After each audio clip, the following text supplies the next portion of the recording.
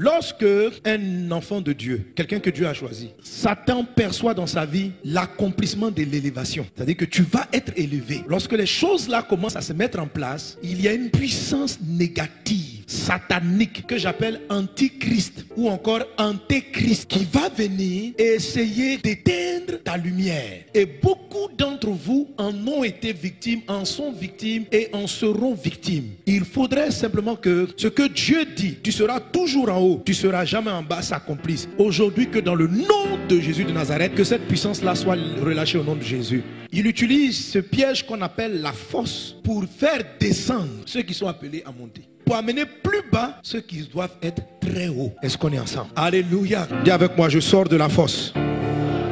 La fosse est arrivée physiquement à cet homme de Dieu qu'on appelle Daniel. Mais c'est une réalité dans le monde spirituel. David en parle, Job en parle. De cette fosse, c'est un piège. Le texte nous dit que le roi avait seulement pensé. Il n'a même pas discuté cela en conseil. Il avait simplement pensé.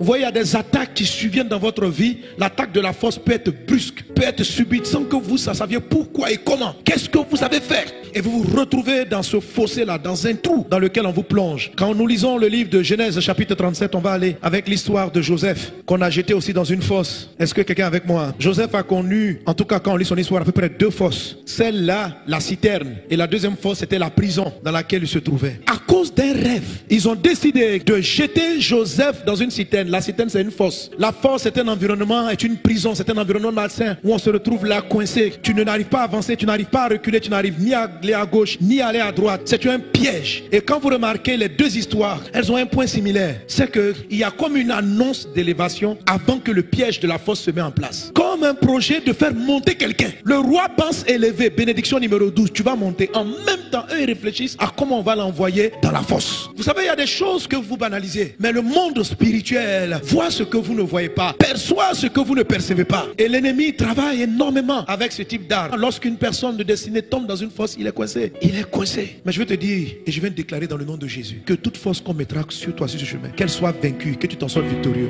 Aujourd'hui, je viens proclamer. Je ne suis pas venu simplement enseigner. Il y a une onction sur moi qui vient faire sortir les gens de la fosse. Alléluia. Lorsqu'on parcourt les textes de la parole de Dieu, on peut distinguer différents types de fosses. Lisons ensemble, il a dit quoi? Afin de garantir son âme de la fosse et sa vie des coups de glaive. Garantir son âme de la fosse. C'est-à-dire, il arrive à un moment donné où l'âme d'une personne, l'âme est enfoncée dans un fossé. Quelqu'un qui a une âme dans la fosse est une personne qui n'arrive plus à avoir de vision. C'est-à-dire, son âme est abattue, triste, sans savoir comment, sans savoir pourquoi. Tu peux quelquefois écouter des messages qui te donnent envie de t'en sortir, mais tu n'arrives pas. Tu as l'impression d'être dans un puits. Des efforts pour gravir l'écouter, ça dit que tu dis aujourd'hui, je suis décidé. Aujourd'hui, je m'en sors. Je deviens quelqu'un de fort. Et tu essaies de grimper. Mais le truc, c'est que c'est une fosse. Et la fosse est à dessein. Elle ne te donne pas l'opportunité de sortir. Satan peut amener ton âme dans une fosse pendant que ton corps va bien. Tu as une maison, tu dors, tu manges, tu as ton travail, mais ton âme est dans une tristesse que personne ne comprend. Il y a des fois, tu décides, mais tu t'en sors pas. L'âme est dans la fosse. Il y a des gens qui sont dans la fosse, une fosse de l'âme, mais par le bras puissant de Dieu. Je ne suis pas venu pour t'expliquer la fosse, mais je suis venu pour te dire qu'il y a une bénédiction qui est relâchée. Et la main de Dieu va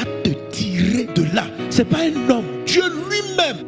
Ce message m'a surpris parce que j'étais là tranquillement, je priais. Et puis Dieu me dit, je te dis que le mois de janvier, tu proclames ma bénédiction. Il dit, je vais faire sortir mes enfants de la fosse. Et je vais t'expliquer les 3 étapes. C'est-à-dire 3 choses qu'il amène dans ta vie pour te faire sortir de là. Et Dieu va le faire. Les 3 étapes, ce sont les marches que lui-même il te donne. L'escalier invisible qui te fait sortir de la fosse. Il en est ainsi dans le nom de Jésus. Il y a la force de la maladie, même la maladie physique. Dans le psaume 103, verset 3, il est dit, c'est lui qui pardonne toutes tes iniquités, qui guérit toutes tes maladies. Verset 4, c'est lui qui délivre ta vie de la fosse. Donc il associe la santé, la vie à la fosse. Amen. Donc il y a certains qui sont dans des fosses de maladie. Leur âme peut être tranquille, mais le corps n'arrête pas d'être malade. N'arrête pas.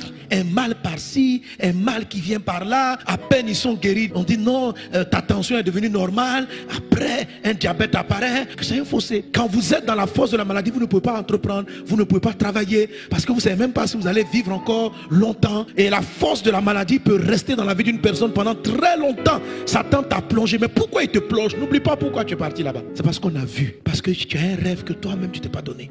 Alléluia. La force ne peut pas te retenir. C'est pourquoi il est dit dans la bénédiction, tu ne seras jamais en bas. En fait, les gens qui transportent la bénédiction numéro 12, je le décris souvent, ils sont comme des ballons d'air. Vous savez, le ballon, il est tranquille. Si tu le joues à même le sol, il n'y a pas de problème. Si tu t'amuses à essayer de l'enfoncer dans de l'eau, dans du liquide, si tu l'enfonces un tout petit peu, dès que tu le relâches, il sort un tout petit peu. Plus tu l'enfonces profondément, plus il sort puissamment. C'est ce que tu es. Gloire à Dieu. Alors les 3 marches pour sortir de la fosse, ces 3 marches, elles se trouvent dans le livre de Daniel et dans la vie de toutes ces personnes. Daniel a dit au roi, les lions ne m'ont pas mangé parce que mon roi, je suis innocent. Il m'accuse à tort. Je ne suis coupable de rien. Je n'ai pas offensé le roi. Première marche pour sortir, c'est ne pas être coupable, être innocent. Alléluia. Par le sang de Jésus, nous sommes rendus innocents. Vous voyez, c'est ça la miséricorde du salut. C'est ça la miséricorde du salut. Ne t'appuie pas sur tes propres forces, mais appuie-toi sur la victoire de Christ. Quand tu es en Jésus, tu es innocenté. Vous savez, quand les gens cherchent à te détruire, ils vont d'abord chercher dans tes dossiers. C'est pour ça, cette année, ne donnez pas d'opportunité à Satan. Les gens vont d'abord te proposer des magouilles, de tricher, de faire des choses qui ne sont pas correctes. Toi, tu crois que c'est parce qu'ils veulent t'arranger. Non, c'est parce qu'ils veulent avoir un dossier contre toi. Quand Dieu a prophétisé que vous irez au sommet, quand tu sais que tu as une destinée particulière, tu le sens au fond de toi. Ne donne pas l'occasion à Satan. Marche droit, sois honnête. Mais il se trouve que beaucoup d'entre nous sont coupables par leurs propos, par des choses. Le sang de Jésus nous lave. Alors vous voyez, la fosse ne te donne pas d'opportunité à gauche, à droite, devant, derrière. Quand tu es dans la fosse t'oblige à regarder une seule direction, vers en haut. C'est-à-dire, la fosse te dit, mais où tu es là, tu peux compter sur quoi? Tes ennemis sont trop puissants. Là où ils t'ont enfermé, tu comptes sur quoi? Quand vous êtes dans la fosse, la première étape, ce que j'appelle l'innocence, c'est la justification du ciel. C'est-à-dire, il faut te lever et regarder le ciel. Dis au ciel, à Dieu, je ne peux pas m'appuyer sur ma sagesse, je n'ai que toi.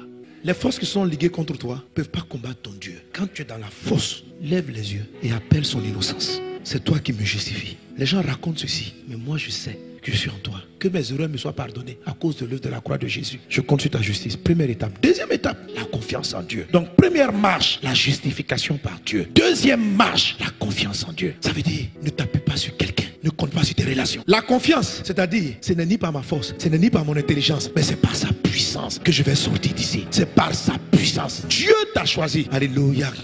À la deuxième marche, le secours ne viendra pas de ton argent. À la deuxième marche, le secours ne viendra pas de tes amis. À la deuxième marche, le secours viendra de Dieu. Ça ne vient pas de tes plans. Tu peux essayer, tu vas te rendre compte que ça ne fonctionne pas. Et là, en ce moment, parce que quand la gloire va venir, Dieu ne partagera sa gloire avec aucun autre. Personne ne va s'arrêter devant pour dire, c'est moi qui t'ai fait sortir. Non, il ne pouvait rien.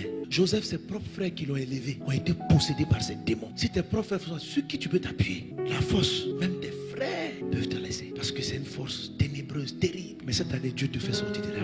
La troisième marche, c'est l'intervention de Dieu. Alléluia. C'est ce que j'appelle accueillir, recevoir les anges ou l'ange de Dieu. C'est-à-dire, c'est quand Dieu envoie sa solution. Même Daniel l'explique. Daniel dit, quand j'étais dans la fosse, Dieu a envoyé son ange pour fermer la gueule des lions. Donc tu commences à sentir que l'ange de Dieu est dans ton quartier. Et tu vois, c'est là que le miracle commence. Quand tu vois l'ange agir. C'est parce que depuis là, les gens ont fait tout, mais tu ne meurs pas. Tu n'as pas remarqué que tu n'es pas mort? Tu n'as pas remarqué? Tu n'as pas remarqué qu'il y a comme une main invisible qui ferme la gueule du lion? Les gens t'ont mis, le lion est censé te manger. Tu es censé mourir de pauvreté. Mais tu ne meurs pas. Il y a comme une main qui est en train de fermer la gueule du lion. Cette maladie-là est déclarée mortelle. Tu aurais dû partir depuis longtemps. Mais Dieu a envoyé son ange. Il faut commencer à voir l'ange. Il faut commencer à voir ce bras invisible qui te protège malgré que tu sois dans le puits. L'ange, dans le cas de Joseph, c'était l'idée qui est venue dans la tête de Ruben qui dit, on ne tue pas notre frère. Pendant que 10 s'étaient mis d'accord. Après, Ruben s'est déplacé. Les frères voulaient le tuer. Et puis Judas dit, non, vendons-le. Ça, c'est la main de Dieu. Parce que ton dessein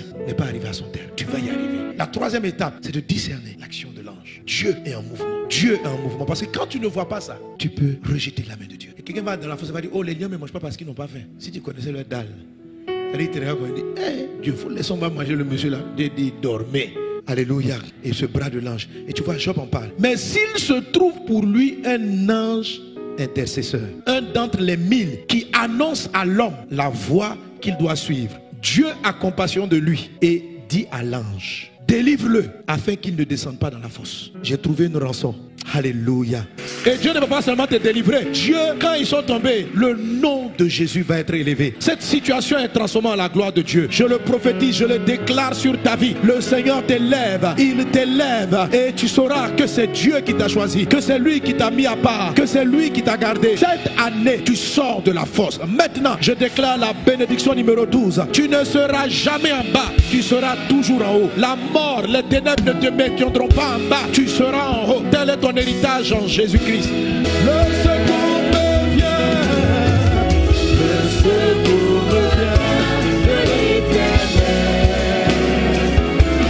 qui a fait les cieux et la terre.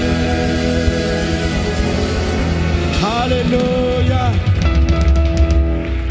Vous avez été édifié par cet enseignement et vous voulez en écouter d'autres du pasteur Mohamed Sanogo?